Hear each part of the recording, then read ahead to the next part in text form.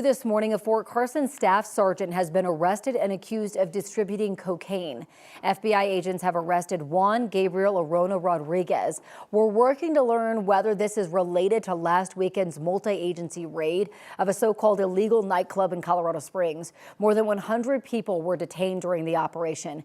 The DEA previously said in that case, several active service members were inside the club, both as patrons and as security.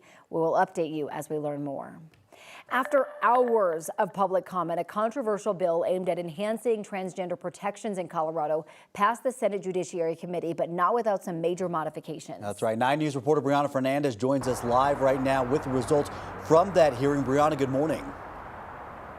Hey, good morning, guys. So this bill passed early this morning around 1 a.m. So while you guys were sleeping, we know that this bill has gained national attention. So here's what we know. Here's the latest information as you're waking up. So we know that the bill backed by Democrats has already passed the House. House Bill 1312, also known as the Kelly Loving Act, will expand anti-discrimination protections for transgender individuals and clarify how various gender identity issues are handled. So this would increase protections for trans kids, such as making school dress codes and name change policies more inclusive, plus protect access to gender-affirming care for children. Now, originally, the bill would have let judges consider misgendering and dead naming to be a form of abuse when deciding child custody cases.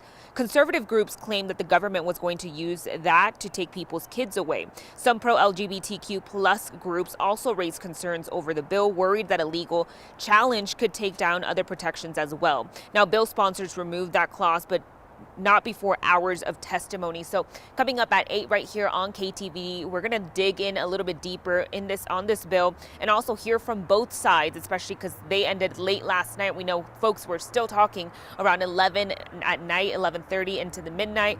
And of course, a lot has changed over the past couple of hours. For now, I'm live here in Denver, Brianna Fernandez for 9 News. Appreciate you breaking that down for us since it went so late. Brianna, thank you. This morning, a bill introduced in the wake of CBI's DNA testing scandal is waiting for Democratic Governor Jared Polis' signature. The Senate passed it yesterday. It would require lab employees to report misconduct and notify prosecutors, defense attorneys, and victims if cases have been affected. It would also lay out a process for reviewing possible wrongful convictions. The bill was written in response to the criminal investigation of Missy Woods. The former CBI analyst faces more than 100 charges over accusations she manipulated data in more than 1,000 cases. Yesterday, Governor Polis signed a bill into law that will change the rules surrounding protection orders in Colorado. Under the bill, courts will automatically issue a protection order against someone charged with a crime. Courts can also add extra rules to those orders in cases involving domestic violence or other serious crimes, like ordering the person to stay away from the victim's home or take away their right to have weapons or alcohol. These changes are set to take effect on July 1st of this year. Colorado homeowners could be in for some relief after the sticker shock of sky-high property valuations back in 2023. This week, tax assessors from across the Denver metro area announced home values are either holding steady or declining after years of rapid growth. Assessors billed the latest round of valuations as a, quote, sigh of relief, especially compared to 2 years ago when valuations were so high they forced the state legislature to push through multiple property tax relief bills. They point to slowdown in the housing market with a peak in 2022, but they caution Colorado's housing costs are still high. Douglas County's assessor says it is the first time valuations have dropped in his county in over a decade. The assessors say it is still too early to tell whether homeowners will see a decrease or a slight increase on their 2026 tax bills. That will vary based on taxes from local governments or school districts, as well as the implementation of Colorado's new property tax laws. The U.S. Department of Veterans Affairs is phasing out its mortgage rescue program. Starting today, the VA will no longer accept new members to the Veterans Affairs Servicing Purchase Program.